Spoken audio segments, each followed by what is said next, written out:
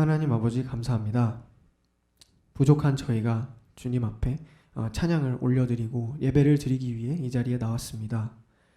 주님께 향기로운 제사가 될 수 있도록 이 시간 함께 해주시고 또 중심 있는 예배가 될 수 있도록 우리의 마음을 다스려 주시옵소서. 이 모든 말씀 예수 그리스도 이름으로 기도드렸사옵나이다. 아멘.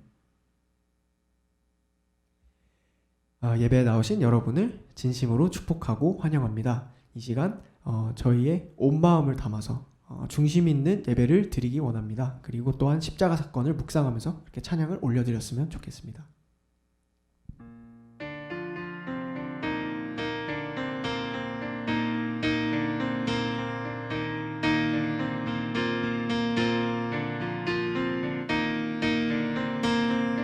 새 힘어들이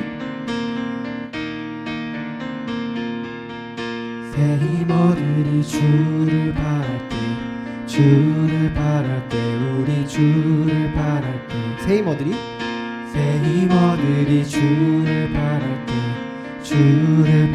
때 우리 주를 바랄 때 주님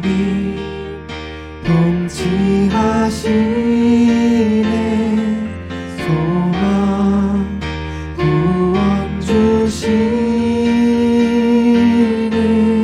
당신은 영원하신 주 내 영원하신 주 지치지 않으시는 주님 약한 자 방패 되시며 위로자 되신 주 독수리 같은 힘 주시네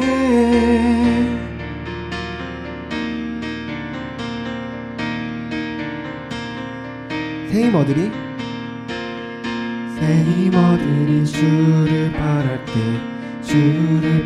때 우리 주를 바랄 때 새 힘어들이 주를 바랄 때 우리 주를 바랄 때 주님 통치하시네 소망 구원 주시네 당신은 영원하신 주 내 영원하신 주 지치지 않으시는 주님 약한 자 방패 되시며 위로자 되신 주 독수리 같은 힘 주시네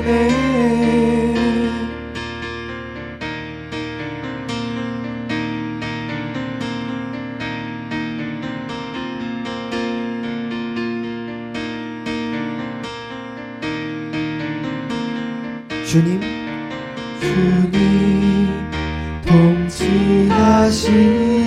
통치하시네 소망 구원 주시네 당신은 영원하신 주 내 영원하신 주 지치지 않으시는 주님 약한 자 방패 되시며 위로자 되신 주 독수리 같은 힘 주시네 당신은 영원하신 주 내 영원하신 주 지치지 않으시는 주님 약한 자 방패 되시며 위로자 되신 주 독수리 같은 힘 주시네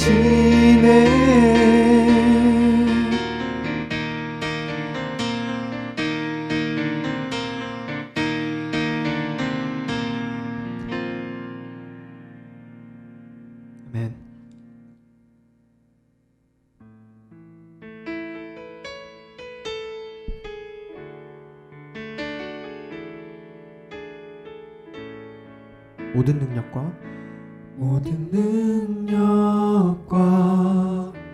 모든 권세 모든 것 위에 뛰어나신 주님, 세상이 증량할 수 없는 지혜로 모든 만물 창조하셨네. 모든 나라와 모든 보좌, 이 세상 모든 경이로움보다, 이 세상 모든 값진 보물보다 더욱 귀하신 나의 주님. 십자가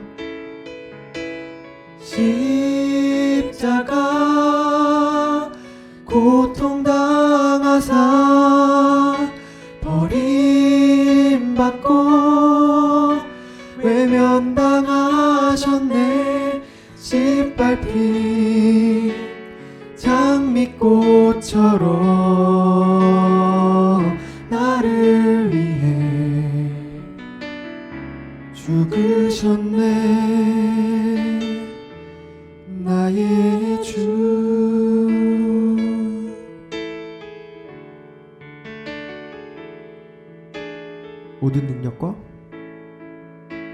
모든 능력과 모든 권세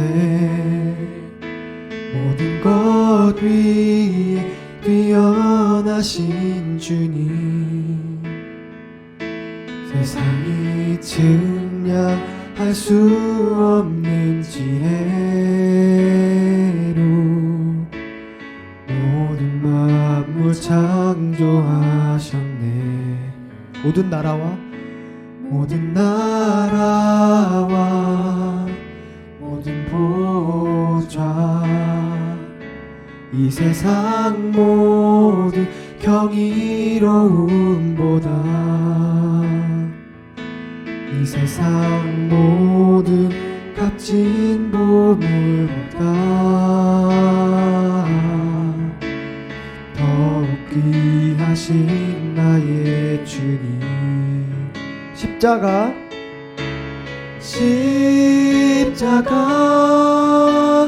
고통당하사 버림받고 외면당하셨네. 짓밟힌 장미꽃처럼 나를 위해 죽으셨네. 나의 십자가 고통당하사 버림받고 외면당하셨네. 짓밟힌 장미꽃처럼 나를 위해 죽으셨네. 나의 주. 우리 때문에 생명 주셨고, 우리 때문에 고통 당하셨네. 우리 때문에 갈보리 오르셨네. 무지한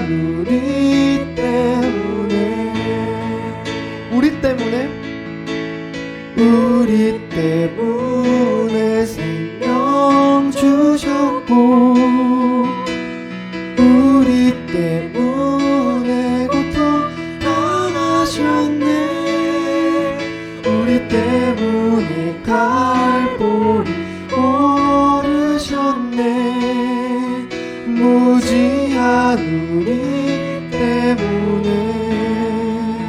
십자가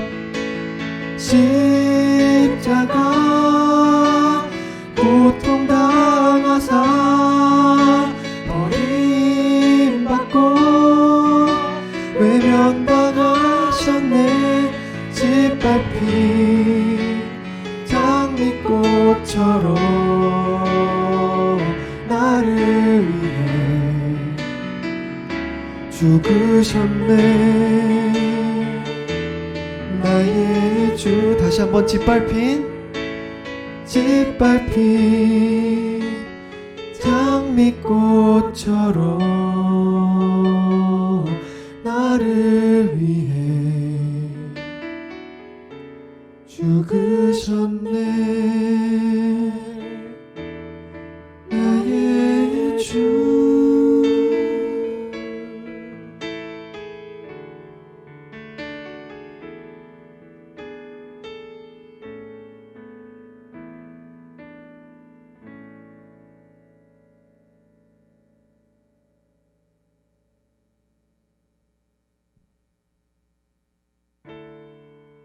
찬양의 열기 모두 끝나면 주 앞에 나와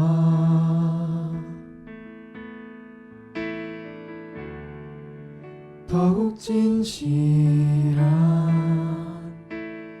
예배 드리네. 주님을 향한 노래 이상의 노래 내 맘 깊은 곳에 주께서 원하신 것 화려한 음악보다 끝없는 열정보다 중심을 원하시죠. 주님께 드릴 마음의 예배 주님을 위한 주님을 향한 노래 중심 잃은 예배 내려놓고 이제 나 돌아와 주님만 예배해요.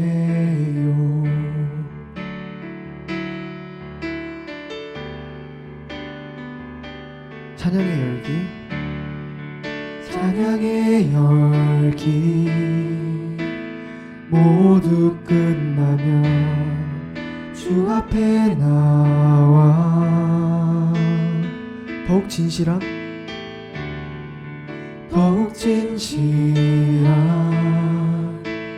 예배 드리네. 주님을 향한 노래 이상의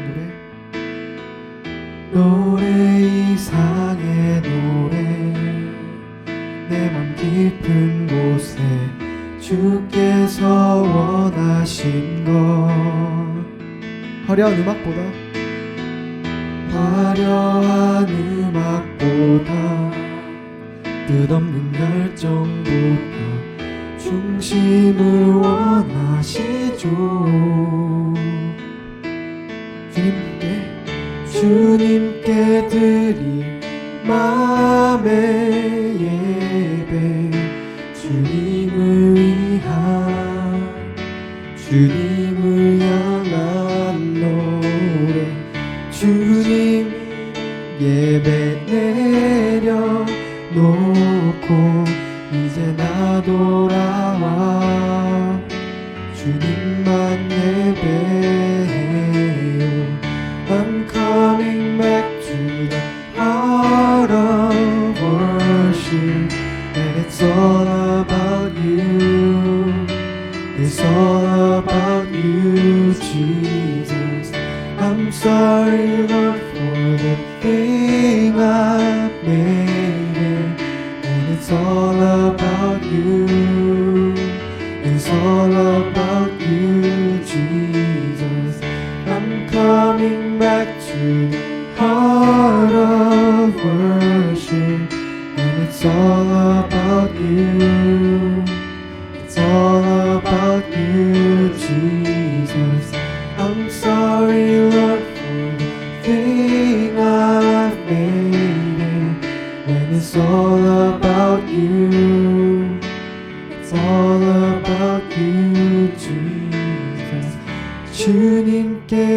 드릴 마음의 예배, 주님을 위한, 주님을 향한 노래, 중심 잃은 예배 내려놓고 이제 나 돌아와 주님만 예배해요.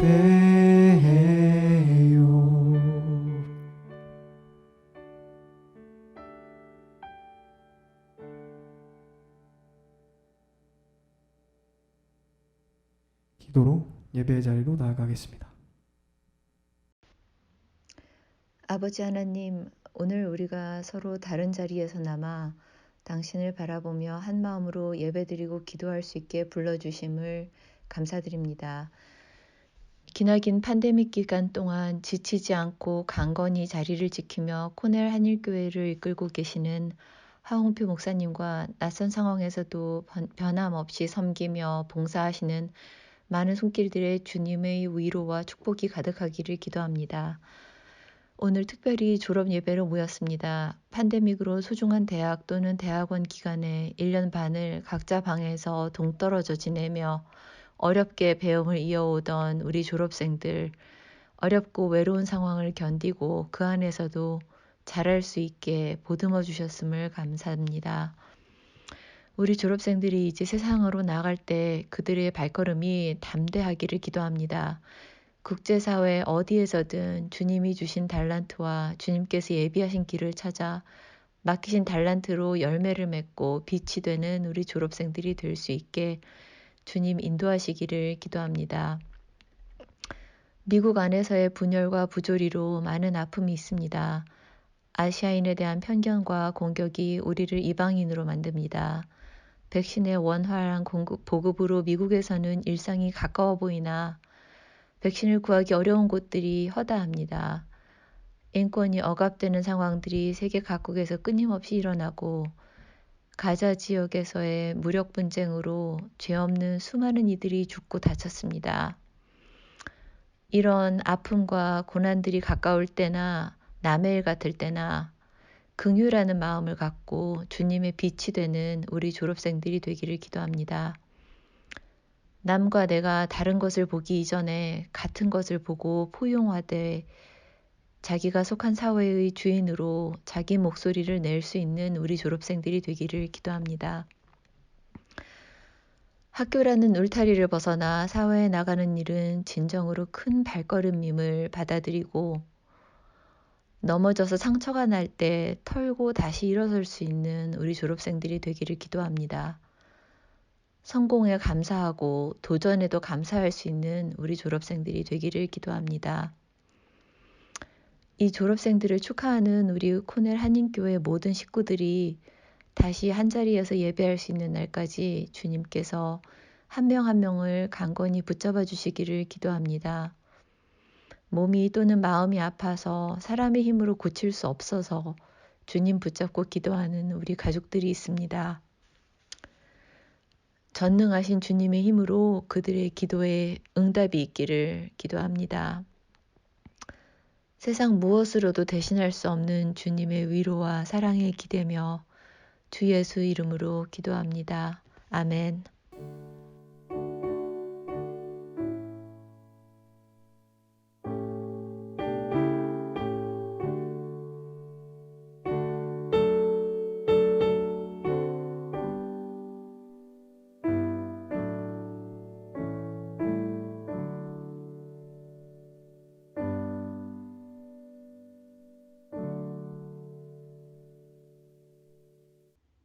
교회 소식입니다. 주일 예배에 참석하신 모든 분들을 주님의 이름으로 환영합니다. 2021년 상반기 동안 아래의 기도 제목들로 각자 계신 곳에서 한 마음으로 기도하여 주시기 바랍니다. 교회 건물 사용에 대한 학교 측과 새로운 개혁 관계로 교회 학교와 주일 예배를 위한 새로운 예배 공간을 주변에서 찾고 있습니다. 은혜 가운데 주님께서 준비해 두신 예배 공간을 찾을 수 있도록 성도님들의 많은 기도 부탁드립니다. 8월까지 주일 예배는 기존과 같이 12시 45분부터 온라인으로 드려집니다. 헌금을 수표나 온라인 헌금 사이트를 통해 보내주시기 바랍니다. 오늘은 졸업 축하 예배를 드려집니다. 졸업생 그리고 새로운 진학 및 취업하시는 모든 분들께 축하를 드리며 앞으로의 모든 일정 가운데 주님께서 늘 함께 하실 기도드립니다. 이번 주는 선교헌금이 있는 주일입니다. 성도님들의 많은 참여와 기도 부탁드립니다. 유지연 장로님의 취임식이 9월 4일 토요일에 진행될 예정입니다. 청년부 중보 기도회 모임이 여름방학 동안 금요일로 옮겨 격주로 오프라인과 줌으로 진행될 예정입니다. 중고등부의 버추얼 토요 모임이 첫째, 셋째 주 토요일 저녁 8시에 진행되고 있습니다. 매일 새벽 예배는 생명의 삶 순서에 따라 드리시기 바랍니다. 홍승우, 하수진 집사님 가정이 졸업 후 한국으로 귀국하게 됩니다. 항상 주님의 동행하심과 인도하심이 있기를 기도드립니다.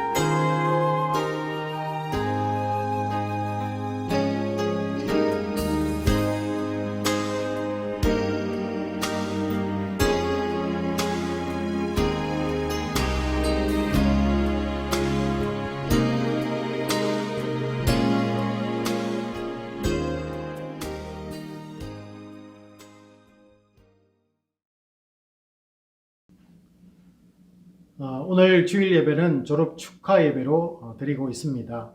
먼저 우리 졸업생들에게 축하를 드립니다. 우리 교회로서는 아쉬움이 많지만은 또 이곳에서 또 파송받아서 또 보내지는 곳에서 하나님께 쓰임 받을 줄로 믿습니다. 모두들 몸된 교회를 잘 섬겨주셔서 너무 감사를 드리고요. 우리 학부학생들 10명이 이번에 졸업을 하게 됩니다. 근소영, 김예슬, 김이석, 김혜소, 박세연, 박준형, 박진아, 신지수, 우리 조수빈, 제이슨 킴 이렇게 10분이고요.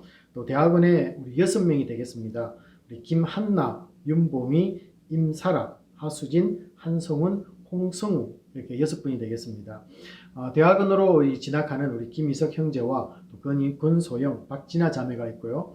또 연구소에 김예슬 자매가 있습니다. 졸업 후에 좋은 직장을 얻어서 가게 되는 우리 신지수, 박준영 형제와 또 박주환, 박명정 집사님의 따님이신 우리 박세연 자매가 있습니다.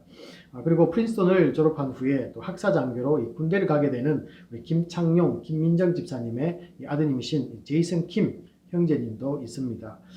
박사과정으로 진학하는 분들도 계시는데요. 우리 한상훈 집사님과 김한나 자매가 되겠습니다. 청년부 목장지기와 또 그리고 매주 수요일 성경 읽기와 또 그리고 주일날 바이올린으로 봉헌 특송을 담당해 주었던 우리 임사라 자매님께서 교수로서 임용을 받아서 가게 되겠습니다. 기원에서는요, 우리 홍성우, 우리 하수진 두 집사님이 이제 졸업을 하고 시온인의 가족이 한국으로 이제 귀국을 하게 됩니다. 오늘 모든 분들을 축하하고 또 주님의 동행하심이 있도록 계속해서 기도해 주시기를 부탁을 드립니다. 우리 같이 한번 기도할까요? 아버지 하나님, 인생의 매듭을 짓는 이 졸업식을 갖게 됩니다. 각자의 삶의 자리에서 또 아버지 하나님 쓰임받게 될 텐데 주님과 동행하는 삶이 있게 하여 주시옵시고 늘 주님께 의지하며 주님만 따라가는 귀한 하나님의 사람으로 세움받게 하여 주시옵소서. 저들에게 지혜와 능력을 허락해 주셔서 그친 세상 속에서 그리스도의 빛을 드러내는 하나님의 사람들이 되기를 소원합니다. 주님, 부딪힐 때마다 어려움이 있을 때마다 주님 앞에 나와서 부르짖게 하여 주시옵시고 하늘로부터 응답받는 놀라운 믿음의 용사들로 세움받게 하여 주시옵소서. 이제 파송합니다. 주님, 이들이 세상 속에서 주의 나라를 이루어 나가는데 귀하게 사용되게 하여 주시옵소서. 모든 것을 맡기며 감사드리며 우리 주 예수 그리스도 이름으로 축복하며 기도합나이다. 아멘. 예, 오늘 주시는 말씀은 요한복음 8장 31절에서 32절입니다. 그러므로 예수께서 자기를 믿은 유대인들에게 이르시되 너희가 내 말에 거하면 참으로 내 제자가 되고 진리를 알지니 진리가 너희를 자유롭게 하리라.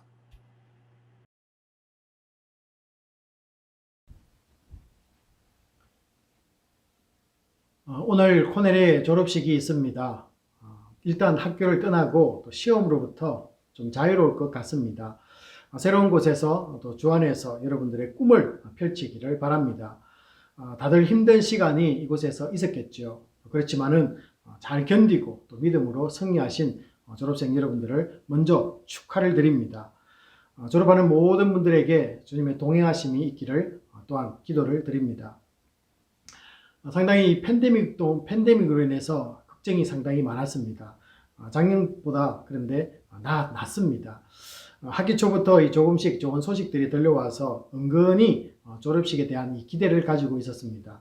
실제로 이 졸업식을 가지게 되어서 정말로 감사를 드립니다. 온 교우들이 한 자리에 모여서 이 축하 예배도 못 드리고 또 가족 전체가 또 식장에 함께 참석하지는 못하지만은 여러분들을 축하하는 이 마음은 어느 때보다 약하지 않다는 것을 꼭 여러분들에게 전하고 싶습니다. 여러분 어떤 분들은 또 대학원을 지나가시고요, 또 직장으로 또 이렇게 가서 다들 열심히 살아가게 될 것입니다. 새로운 곳에서 경험해보지 않는 생소한 일도 여러분들에게 다가올 것입니다. 자, 그렇다면 여러분들 이런 것들 맞이할 준비가 되셨는지요?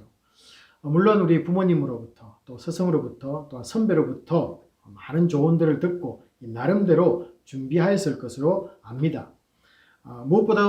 무엇보다도 이 자신들의 결단도 있을 것으로 알고 있습니다. 이제 학교 밖으로 나아가는 여러분들에게 어떤 말씀이 필요할까를 묵상을 해보았는데요. 이 늘 졸업식이 다가오면은 어떤 말씀을 전할지가 사실은 고민이 되기도 합니다. 새로운 본문보다는 우리가 늘 지금까지 보아왔던 이 요한복음을 통해서 주시는 이 말씀이 오늘 여러분들과 함께 나누고자 하는 본문이기도 합니다. 특별히 졸업식 이후에 학교를 떠나는 분들이 많은데요. 당부하는 말씀은 크게 제가 오늘 두 가지만 전하도록 하겠습니다. 첫째는 요한복음 8장 31절 하반절을 보시면은 여러분들이 어느 곳에 가든지 또 그래서 무엇을 하든지 늘 주님 말씀에 거하기를 바랍니다. 여기서 이 거한다라는 말이 무슨 뜻인지 좀 생소하게 들리는데요. 우리 새 번역을 한번 보시면은 너희가 나의 말에 머물러 있으면 이라고 이렇게 번역을 하고 있습니다. 그리고 공동 번역은요, 내 말을 마음에 새기고 산다 라고 이렇게 조금은 쉽게 우리에게 전달해 주고 있고요. 또 현대인의 성경은 너희가 내 말대로 살면 이라고 실천적인 면을 우리에게 강조하면서 번역을 해주고 있습니다. 결국 말씀에 거한다 라는 것은요, 주님 말씀대로 살고자 마음에 결단하고 삶에서 실제로 행하는 것을 의미한다 라고 이렇게 보시면 되겠습니다. 졸업생 여러분, 학교에서 지내는 동안에도 지금 이곳에서도 여러분 말씀대로 살아가는 그런 훈련을 하셨습니다. 자, 그러나 그 말씀을 사모하고 주의 음성에 귀를 기울이며 하나님 뜻에 온전히 복종하며 사는 이 믿음의 성숙이 지속되기를 소원합니다. 주의 말씀대로 살아가는 사람만이 주님의 참 제자가 될 수 있다라고 이렇게 또한 말씀을 해주고 있습니다. 주님이 오늘 이 본문 말씀을 한 것은 요한복음 6장 우리 66절이 배경이 되겠습니다. 주님을 따르던 많은 사람들이 있었는데요. 이 주님의 제자들이 있었습니다. 그런데 주님께서 하시는 말씀을 이제 받아들이지 못하고 주님을 떠나버리는 일들이 생겨나기 시작했습니다. 그러므로 이 주님의 말씀에 거하기 위해서는 말씀을 이 절대적인 가치로 인정하고 이 듣는 귀가 우리에게 필요합니다. 그래야만이 이 마음에 들은 것을 새길 수가 있기 때문에 그렇습니다.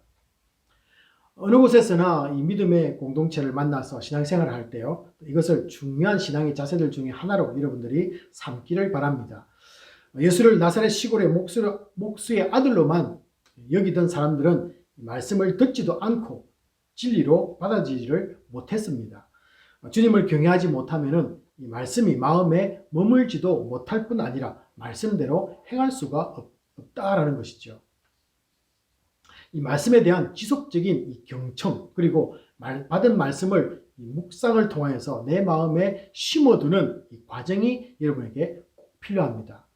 더 나아가서 결심을 뒷받침할 수 있는 진실된 행위가 뒤따라야만이 말씀에 거하는 삶이 증명이 되는 것이죠.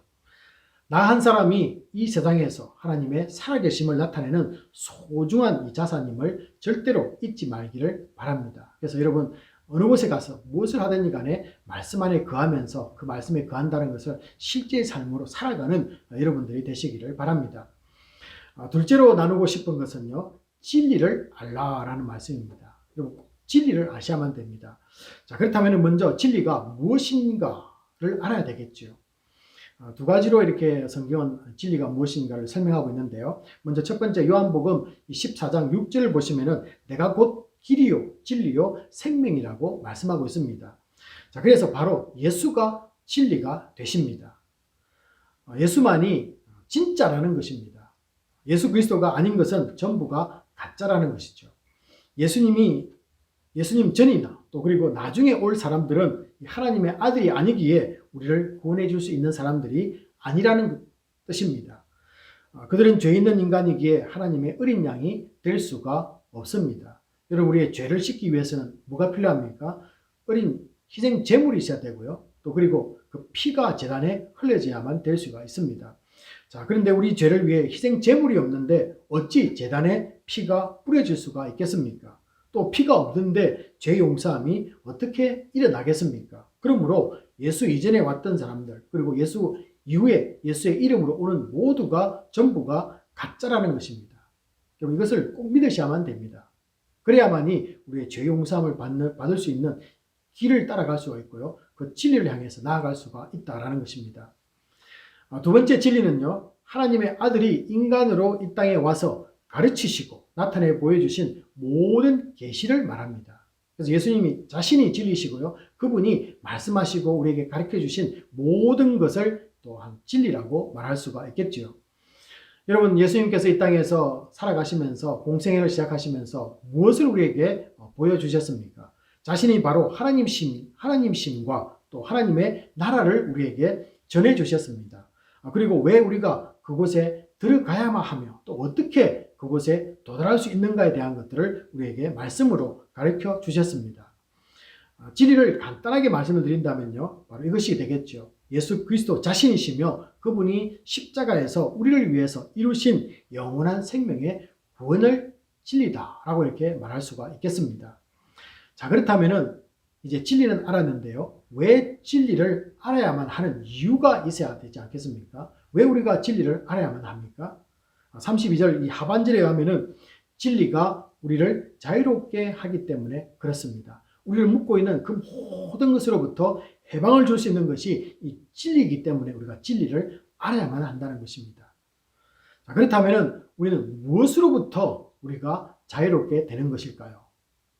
그렇지 않습니까? 뭔가 진리가 우리를 자유롭게 만든다는데 어떤 것이 우리를 묶고 있는가? 그것으로부터 해방이 되는 것은 무엇인가? 여러분, 네 가지를 여러분들과 함께 나누려고 합니다. 먼저 첫 번째는요, 이 하나님을 알지 못하는 어두움으로부터 해방입니다. 많은 선지자를 통해서 말씀이 세상에 전달되었지만은 사람들은 여전히 하나님을 볼 수가 없었습니다. 그러나 하나님의 아들 되신 예수 그리스도가 이 땅에 인간이 되어 왔을 때 세상은 빛을 본 것입니다. 이 땅의 사람들은 풍성한 자비와 용서와 사랑을 가진 하나님을 만난 것이죠. 그래서 그 전까지는요, 어둠 속에 살면서 빛이 없었기 때문에 무엇이 진리이고 어떤 길이 생명인가를 알 수가 없었습니다. 그러나 빛 대신 예수 그리스도가 이 땅에 오셔서 빛을 보여주심으로 인해서 사람들이 저 길을 따라가야만 되겠구나, 저 길을 따라가면은 영원한 생명이 있는 곳이구나 라고 믿기 시작했다는 것이죠. 자, 그리고 십자가에서 아들을 죽이시는 이 하나님을 보시면서 죄에 대해서 얼마나 진노하는 하나님을 알기 시작합니다. 야, 우리가 죄를 지으면은 이렇게 하나님의 진노 아래 있구나 라는 것을 믿게 되는 것이죠. 진리는 하나님을 알지 못하고 사는 것에서 해방시켜 줍니다.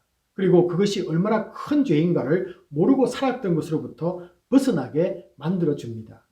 진리는 불신앙 가운데 살아갈 때 우리가 결국 어디로 가게 되는가에 대한 무지로부터 벗어나게 해준다라는 것이죠.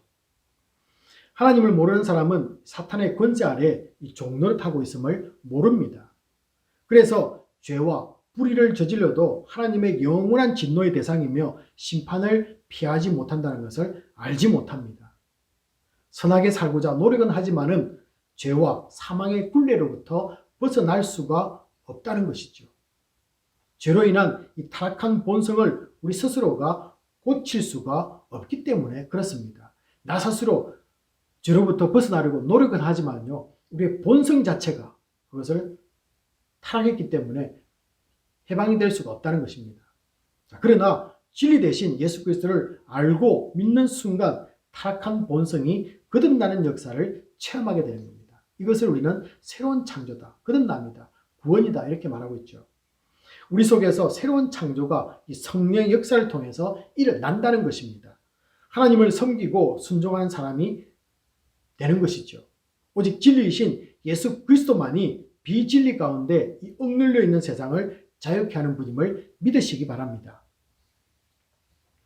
자, 이제 두 번째로 해방되는 것은요, 이 죄로 생기는 모든 근원적이고 파생적인 두려움으로부터의 해방입니다. 죄가 우리에게 두려움을 주었는데요, 그 모든 두려움으로부터 해방이 된다는 것입니다.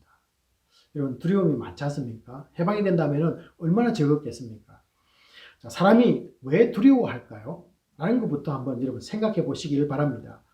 어떤 일이 일어날지 모르기 때문에 우리는 두려워할 수밖에 없습니다.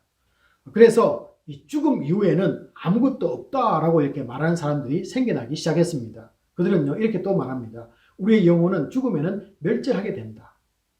우리의 기억을 가지고 있는 모든 것이 죽는 순간 소멸해 버린다라는 것입니다.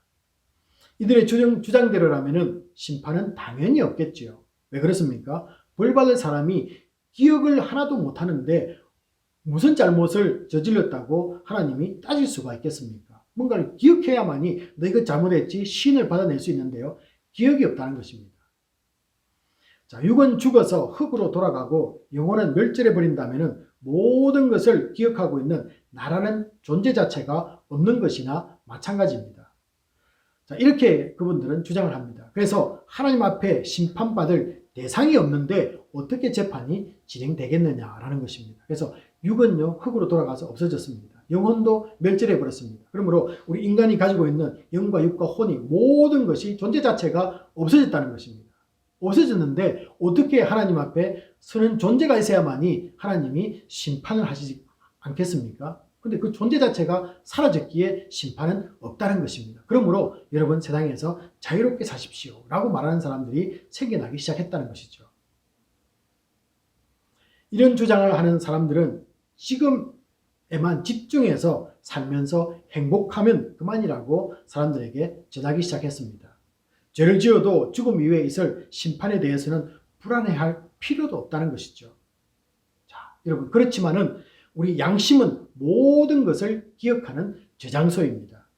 마치 컴퓨터에서 모든 내용을 여러분 딜리시키지 않습니까? 그런데요, 이 포렌싱을 하게 되면 어떻게 됩니까? 다 살아나는 것이나 마찬가지라는 것입니다. 모든 것이 기억이 되살아나게 되어 있습니다.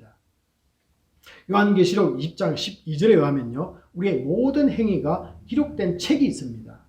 양심은 아담의 죄로 말미암아 우리 모두가 정녕 죽었다는 것을 이미 우리 양심은 알고 있습니다. 그런데 그것이요, 타락함으로써 그것을 기억하지 않으려고 하는 것뿐이라는 것이죠.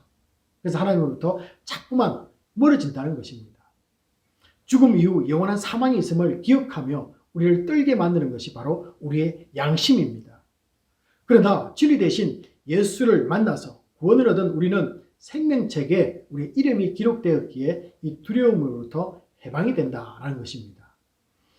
또한 죄로 인해서 하나님과 단절되고 하나님의 진노 아래에 있는 인간은 두려워할 수밖에 없습니다. 이것을 우리가 파생적인 두려움이다 라고 이렇게 말하는데요, 인생을 살아가다 보면 얼마나 두려움이 많습니까? 그런데 이 두려움은요, 근본적인 근원적인 두려움에서부터 생기는 파생적인 두려움입니다. 자, 이건 왜 그렇습니까? 뭔가가 우리를 지켜주는 보호망이 없다는 것입니다. 바람을 막아줄 울타리가 없기 때문에 그렇습니다. 적을 막아줄 이 성벽이 없기에 내 것이 도둑질 당하고 죽임을 당하고 나를 멸망시킬 모든 것들에 겁낼 수밖에 없다는 것이죠. 여러분, 든든한 성벽이 있으면 그 성에 사는 사람들이 무엇을 두려워하겠습니까? 여러분, 울타리가 있으면요, 도둑이 들어오는 것을 왜 두려워하겠습니까? 보호막이 있는데 왜 내가 두려움 속에 떨고 있겠습니까? 그러나 여러분, 성경은요, 믿는 우리 모두에게 이 두려움으로부터 해방된 모든 사람들에게 이렇게 말합니다. 빌립보서 4장 6절과 7절에서는요, 아무것도 염려하지 말고 다만 모든 일에 기도와 간구로 너희 구할 것을 감사함으로 하나님께 아뢰라. 그리하면 모든 지각에 뛰어난 하나님의 평강이 그리스도 예수 안에서 너희 마음과 생각을 지키시리라 라고 이렇게 약속을 해주십니다. 이것이 우리가 진리로부터 모든 두려움으로부터 해방을 받는 사람들의 모습이라는 것이죠. 더 나아가서 우리 속에 두려움을 없애는 비결은요, 이 빌립보서 4장 9절처럼 배우고 받고 본 말씀들을 그대로 행하라고 이렇게 말씀하고 있습니다. 평강의 하나님이 우리와 함께 계시기에 두려움은 사라지게 된다라는 것입니다. 그래서 우리가 행하지 않기에 하나님이 함께하지 않습니다. 말씀을 행하는 자들은 하나님의 날개 아래에 모아서 보호하심을 믿으시기 바랍니다. 그래서 여러분, 우리가 왜 우리에게 평강이 없나냐면요, 하나님 들은 말씀, 지켜야 될 말씀을 행하지 않기 때문에 하나님이 우리와 함께하지 않습니다. 그러므로 여러분, 말씀에서 말씀을 행하는 자가 되시기 바랍니다. 그러면요, 주님은요, 늘 우리 곁에서 잘한다 칭찬해 주시고, 못하면요 이렇게 세우시고, 우리에게 다운되어 있을 때 내 손을 붙잡으시면서 이렇게 세워주신다는 겁니다. 함께 하시기에 우리는 두려움이 없게 되는 것이죠. 여러분, 이것이 임마누엘 되는 신앙이라는 것입니다. 자, 이제 세 번째로요, 어떤 것으로부터 해방이 되냐면은 사람과의 이 불편한 관계부터 해방입니다. 여러분, 얼마나 듣기에 좋습니까? 사람과의 이 불편한 모든 관계로부터 해방을 진리가 시켜준다는 것입니다. 자, 살면서 참 힘든 것이 바로 무엇입니까? 사람과의 관계입니다. 관계 때문에 너무나 많이 힘들어하지 않습니까? 정말로 잘해주고 싶은데 괜히 어느 날 잘 지내던 사람들도 미워지기 시작합니다. 왜 사람은 다투고 갈등하고 서로가 미움의 대상이 될까요? 그것은 에덴에서 죄를 범하는 순간에 인간의 본성이 타락했기 때문에 그렇습니다. 우리는 고칠 수가 없는 것이요, 이 인간의 본성, 근원적인 것에서부터 잘못되었기 때문에 사랑하는 것처럼 보이지만은 다시 우리가 미워하는 모습이 나타나는 것입니다. 자기에게 이 선악과를 준 여자를 비난하는 아담의 모습을 한번 보시기 바랍니다. 여러분, 그 전에 아담이 어떻게 했습니까? 얼마나 사랑했습니까? 얼마나 아꼈습니까? 얼마나 늘 같이 있기를 원했습니까? 한 몸처럼 사랑하던 이 사람들이 자기 방어적이고 자기 중심적인 이기주의가 나타났다는 것을 성경은 말해주고 있습니다. 에덴에서 쫓겨난 뒤에는 이 가인이 아벨을 죽이는 장면이 바로 4장에서 나옵니다. 인간관계에서의 최악의 모습인 것입니다. 하나님의 명령을 어기는 순간 인간은 하나님 대신 이 사탄의 종이 된 모습을 보여주는 것이죠. 그 이후로 당연히 사랑해야 될 이웃을 사랑하지 못하고 미워하고 다투고 분쟁하는 모습이 줄줄이 이어지게 됩니다. 서로 성을 쌓고 전쟁을 일삼으며 살아가는 모습은 남의 것을 뺏고 죽이고 멸망시키는 이 사탄의 모습과 같다라는 것입니다. 창세기 4장 14절과 23절은요, 그것을 보시면은 이웃과 불화하며 분쟁하고 불행을 서로에게 끼치며 살아온 인간의 역사의 모습이기도 합니다. 그래서 간단하게 심플하게 이렇게 성경이 창세기 4장에서 기록하지만요, 전 인류가 살아왔던 지금도 여전히 살아가고 있는 인간의 전투적인 모습, 서로 미워하는 모습이라는 것입니다. 그러나 예수를 믿게 되면은 예수 사랑을 본받는 사람으로 변화됩니다. 예수의 참사랑이 여러분 무엇입니까? 용서와 화해입니다. 주님의 참사랑은요, 용서와 화해라는 것이죠. 다른 사람이 나를 해롭게 해도 위협감을 느끼지 못합니다. 옛날에는 다른 사람이 나를 해롭게 하는 소리를 들으면 어떻습니까? 뭔가 위협감을 느끼면서 즉각적으로 반응을 하게 되는 거죠. 그것이 심하게 나타나면요, 전쟁까지도 불사르게 되는 것입니다. 하나님께서 처리해 주실 것을 믿기 때문에 전혀 이제는 위협감이나 두려움을 느끼지 않다라는 것입니다. 그리고 나에게 부담으로 다가오는 무거운 짐을 이제는 주님께 맡기며 걸어가기 때문에 그런 두려움으로부터 해방이 되는 것이죠. 사람이 더 이상 부담스럽지 않게 되는 것입니다. 사람으로부터 자유로워지게 되는 것입니다. 이처럼 행복한 것이 여러분 어디에 있겠습니까? 신앙생활이나 직장생활이나 대부분 인간관계 때문에 힘들어합니다. 용서가 안 되고 서로 화해를 못해서 더 싸우게 되니 더 어렵기만 합니다. 무엇보다 사람들의 소리가 우리들 귀에 더 잘 들리기 때문에 그렇습니다. 여러분, 사람들의 소리를 무시해버리면요, 내 마음속에 뭔가 걱정이 일어나지 않고 두려움이 일어나지 않고 반응이 부정적으로 일어나지 않지 않습니까? 그런데 내 귀에 너무나 사람들의 소리가 너무나 잘 들리는 것 때문에 문제가 있다는 것이죠. 자, 내게 유독 크게 들리는 소리는 전부 여러분 어떤 것들입니까? 칭찬하는 소리보다는요, 나를 흠담하는 소리가 더 잘 들리게 되어 있습니다. 이래서 못한다, 저래서 싫다, 여러분 그런 소리들입니다. 그 소리에 더 예민해지고 슬퍼집니다. 그래서 많은 연예인들이 이 악플을 견디지 못하고 세상을 떠나는 이유이기도 하겠지요. 그러나 진리 대신 예수를 품은 성도는요, 주님이 내게 하는 음성에 더 귀를 기울이게 된다라는 것이죠. 그래서 사람들이 말하는 그 귀의 소리보다 이제는 주님이 내게 하시는 말씀 속으로 방향이 바뀌는 것입니다. 그러니 그 소리가 이제는 잘 안 들리게 되겠죠. 비난 그런 거 별거 아니야, 너에 대한 소리 너를 잘 하라고 하는 채찍이야, 오히려 그들에게 더 사랑으로 기도하면서 다가가렴, 이렇게 우리를 유리해 주십니다. 더 큰 관심 베풀면은 그들은 반드시 눈 녹듯이 녹을 거야, 풀릴 거야, 해결될 거야 라고 주님은 우리에게 말씀해 주고 있습니다. 주님이 우리 내면에 들려주는 위로의 음성이십니다. 마음이 아프면 주님의 위로를 더 들으려고 강구의 자리로 더 나아가게 됩니다. 그러면은 포근히 우리를 안아주시는 주님을 만나게 되는 것입니다. 그 사랑에 젖어서 눈물 흘리다 보면은 여러분 모든 것이 다 용서가 되는 것입니다. 여러분 눈물로서 주님 앞에 한번 나아가 보시기 바랍니다. 그러면요, 미워하는 사람 얼굴이 그려졌다가 다 사라지게 됩니다. 여러분 이것이 신앙의 처음이 있으셔야만 되는 것이죠. 별것 아닌 것 가지고 고민했구나라고 털어버리고 그 자리에서 일어나게 됩니다. 꼭 사람과의 관계에서 승리하시기를 바랍니다. 진리 되신 주님은 세상의 무한 경쟁 속에서 만나게 될 사람들의 소리에 흔들리지 않도록 여러분들을 붙잡아 주실 줄로 믿습니다. 이제 마지막으로 여러분들과 나누고 싶은 것은요, 진리는 정말로 조그마한 것에도 쉽게 무너져 내리는 나로부터 해방을 시켜줍니다. 자아로부터 해방시키는 것이죠. 여러분 때로 내가 미울 때가 얼마나 많습니까? 나라는 자신이 얼마나 미울 때가 너무나 많지 않습니까? 물론 여러분들은 모르겠습니다. 저의 경우에는요, 이 젊은 날에 의지대로 되지 않고 무너져가는 나 자신이 싫은 적이 있었습니다. 결심하고 추진해도 그것이 작심삼일밖에 되지 않았습니다. 무기력한 나의 의지력에 실망만이 점점점 더 커져갔습니다. 조그마한 죄 하나 다스리지 못하고 욕심에 끌려다니는 제가 싫었습니다. 감정 통제와 같은 여러분 셀프 컨트롤, 그리고 선, 명상, 호흡법, 상담, 좋은 것들이 많지만은 별로 저에게는 효과가 없었습니다. 온갖 것 다 동원해 보아도 이생의 자랑과 그리고 안목의 정욕 앞에 무너질 수밖에 없었습니다. 그러나 예수를 믿고 난 뒤에 정말로 성령님께 나를 맡기는 훈련이 되었을 때 죄를 이기는 나를 처음으로 발견하게 되었습니다. 물론 매번 승리한 것은 아닙니다.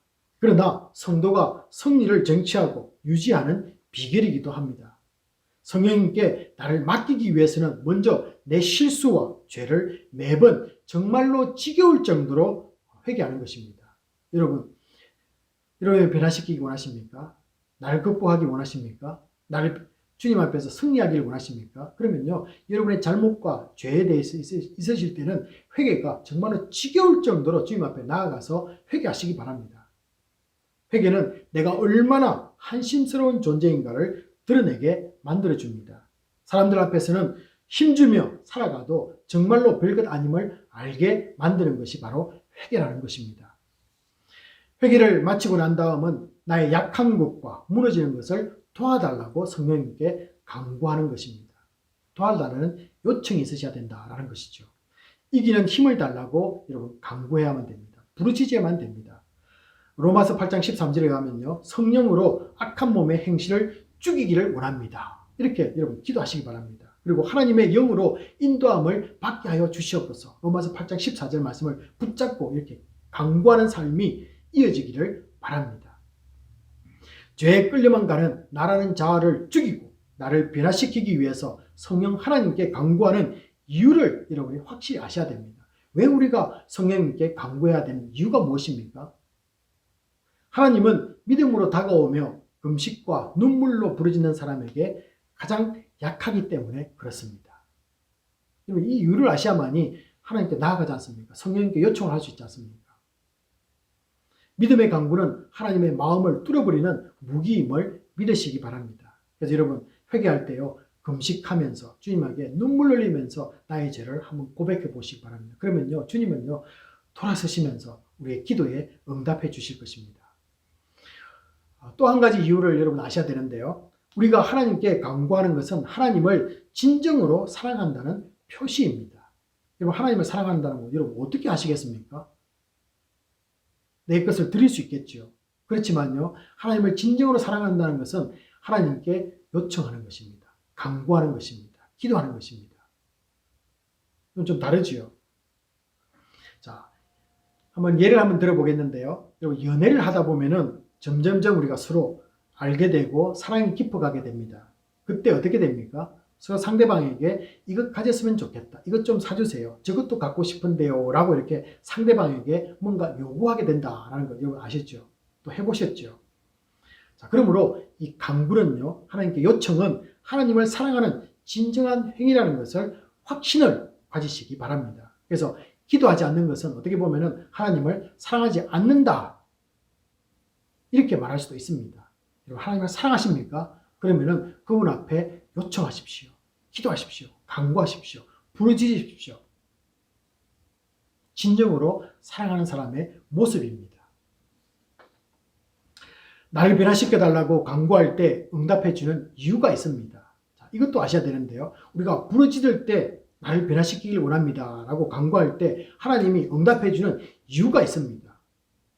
하나님은 우리가 거룩한 사람에서 온전한 사람으로 변화되기를 원하기 때문에 그렇습니다.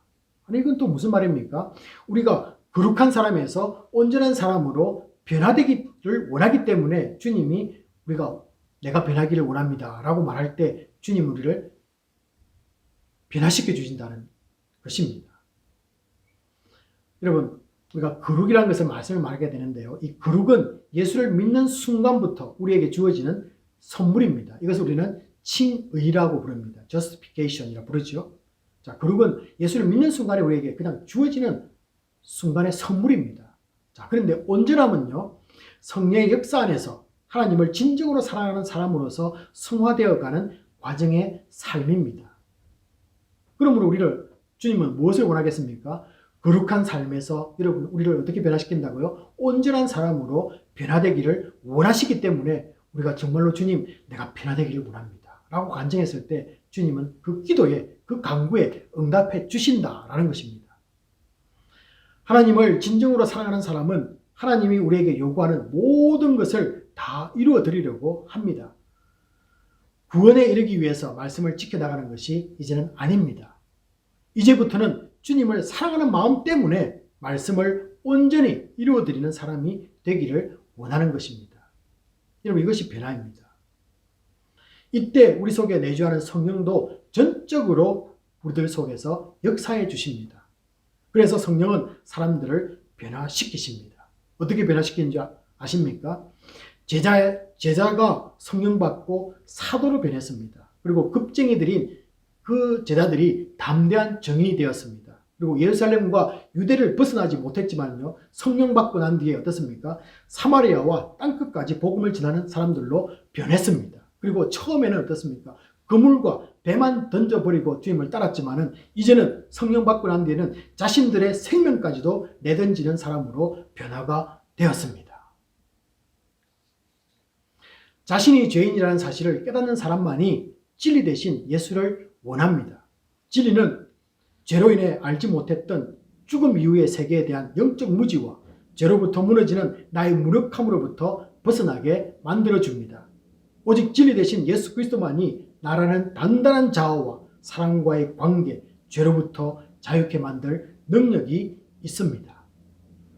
비진리로 가득 찬 세상 속에서 이 진리를 맛보고 누릴 때 세상은 진리 대신 예수 그리스도를 알려고 할 것입니다. 원할 것입니다. 종노릇하고 살아가는 사람들이 자유에 관심을 가지려고 할 것입니다. 그들에게 십자가에 달린 예수를 보게 할 때 진리를 알게 되고 진리가 그들을 죄와 심판과 사망으로부터 자유케 만들 것으로 믿습니다. 이제 말씀을 마무리하려고 하는데요. 다른 곳에서 졸업을 한 분들이나 또 코넬을 졸업하는 모든 분들에게 다시 한 번 더 축하의 말씀을 드립니다. 훈련된 여러분들을 주님이 세상 어디로 보내든지 늘 말씀에 거하는 주의 제자가 되기를 바랍니다. 그리고 진리 대신 예수를 알고 진리가 여러분들을 자유케 하는 모든 복들을 누리는 성도가 되기를 주님의 이름으로 축복합니다. 이 시간은 주시는 말씀 붙잡고 함께 통성으로 기도하는 시간입니다. 우리 졸업생들 뿐만 아니라 우리 모두가 말씀에 거하고 진리 대신 예수 그리스도를 잘 믿어서 이 진리가 우리를 자유롭게 만들게 하는 놀라운 축복들을 누리기를 원합니다. 라고 이렇게 기도해 주시길 바랍니다. 기도하시겠습니다. 아버지 하나님, 오늘 코넬의 졸업식이 있습니다. 이 졸업생들이 세상으로 나아갑니다. 그들이 아버지 하나님 말씀에 거하는 자가 되게 하여 주시옵시고 진리를 알고 진리가 우리에게 주는 놀라운 축복을 누리기를 원합니다. 죄로부터 해방되게 하시고 아버지 하나님 두려움을 되게 하시고 우리를 싸고 있는 사랑과의 관계 속에서 자유로운 사람 되게 하시고 아버지 하나님 무너지지 않는 나 자아를 무너뜨릴 수 있는 힘과 능력을 허락하여 주시기를 믿습니다. 아버지 하나님, 우리의 모든 삶을 하시는 주를 바라보며 살아가는 믿음의 사람으로 세워가게 주시옵소서. 아버지 하나님, 감사합니다. 오늘 코넬의 졸업식이 있습니다. 우리 졸업생들 이제 세상으로 파송을 받습니다. 저들이 아버지 하나님 세상에서 살아갈 때 하나님 말씀 가운데 거하는 자가 되게 하여 주시옵소서. 진리 대신 예수 그리스도를 믿고 또 아버지 하나님 진리가 저들을 자유롭게 하는 놀라운 축복들을 누리는 자가 되게 하여 주시옵소서. 아버지 하나님, 먼저 죄로부터 해방되게 하여 주시옵시고 또 아버지 하나님, 우리를 둘러싸고 있는 모든 두려움으로부터 자유롭게 하시며 사랑과의 관계에서 잘 풀려나는 역사가 있게 하여 주시옵시고 아버지 하나님, 깨어지지 않는 나의 자아를 주님 앞에 들을 수 있는 믿음의 용사로 세움받게 하여 주시옵소서. 모든 것을 맡기며 감사드리며 우리 주 예수 그리스도 이름으로 축복하며 기도합나이다. 아멘. 있는 자리에서 모두 일어나 봉헌 기도와 축도로서 예배를 마치도록 하겠습니다. 많은 시간과 노력을 들여 공부하고 연구한 것들을 매듭짓도록 졸업식을 갖게 하신 하나님 은혜에 감사를 드립니다. 앞으로 어느 곳에서 살아가더라도 더욱 주님 붙잡게 하시고 믿음으로 살며 하나님의 뜻을 이루어 드리기에 부족하지 않는 복된 성도들로 세워지게 하여 주시옵소서. 오늘도 하나님 나라를 위해 물질을 드리는 모든 분들을 기억하시고 더욱 삶의 위로와 은혜가 충만하기를 원합니다. 오늘은 선교사님들과 구제와 봉사가 필요한 곳을 돕기 위해서 선교헌금을 드립니다. 팬데믹 기간에도 더욱 주의 나라가 확장될 수 있도록 우리의 관심과 기도가 이어지게 하여 주시옵소서. 지금은 우리 주 예수 그리스도의 은혜와 지극하신 하나님의 사랑하심과 성령님의 감동감화 위로하심이 말씀에 거하기를 원하며 진리 대신 예수 그리스도를 붙잡고 살아가는 성도들과 특별히 졸업하는 코넬 한인교회 모든 졸업생들 위해 지금부터 영원까지 함께 있을지어다. 아멘.